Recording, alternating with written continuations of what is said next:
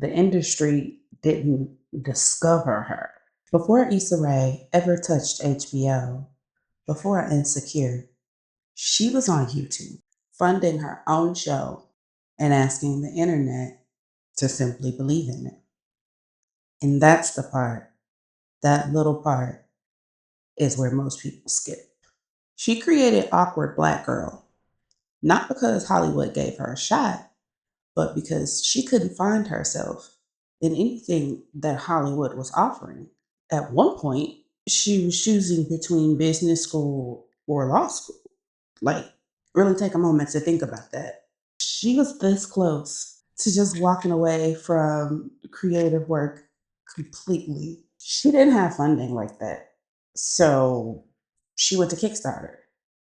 She asked regular people like you and me to believe in her, to help her finish the show.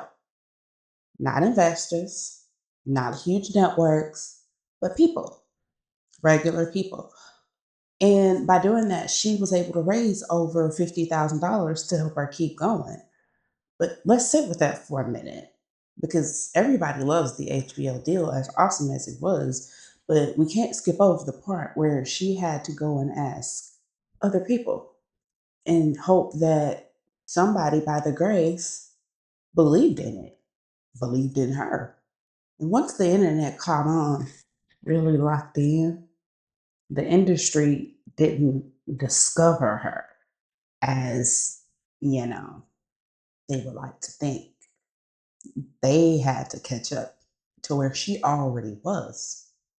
The same YouTube series then became Insecure on HBO. But by the time they showed up, it was already built. It was done. Now let's take a moment and talk about why that actually mattered. Because at that time, Black women were not being shown in that space. Not the awkward, still figuring it out, real life, relatable type of way, right?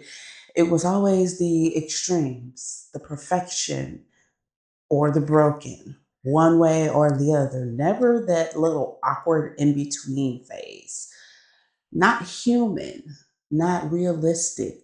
So she created a space for something real to be able to exist, flourish, thrive, bloom. And that's why it connected the way that it did. This isn't just Issa Rae's story. This is exactly what happens when you don't see yourself in a system, you don't fit the mold, and you're not what they're used to promoting. You've only got two choices: either adjust to fit something that already exists, or break the mold and build something that directly reflects you. And that's where most people would stop. They're not going to do that because it's uncomfortable, it's uncertain, and nobody is clapping for you in the beginning. People like to think that success comes from being chosen. It doesn't. No, it comes from building something so real, so specific, so undeniable that ignoring you is not an option. So, what could that mean for you? If you're waiting to be picked, you're already behind. If you're waiting for validation, for approval, for the right moment, you're playing the game wrong. The people who win, they don't wait, they build something that forces attention. That's excellence, creating what you don't see instead of waiting for permission to exist. She wasn't handpicked, she positioned herself, moved different.